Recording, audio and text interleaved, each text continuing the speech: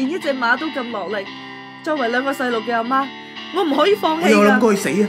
但係一見到你咁努力，我就打消咗呢個念頭。我今年72歲，同你一樣，我人生未贏過一場賽事。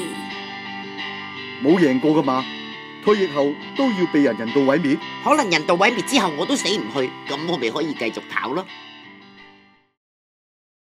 跑啊，書籍！一於跟我豁出去。啤梨、國峰、黃耀祖、司徒慧賢、陳家寶、黃良堅、梁榮忠，2011年熱血正能量爆笑感動喜劇書籍，9月2至4，香港文化中心劇場起跑。次次勝出太沒趣。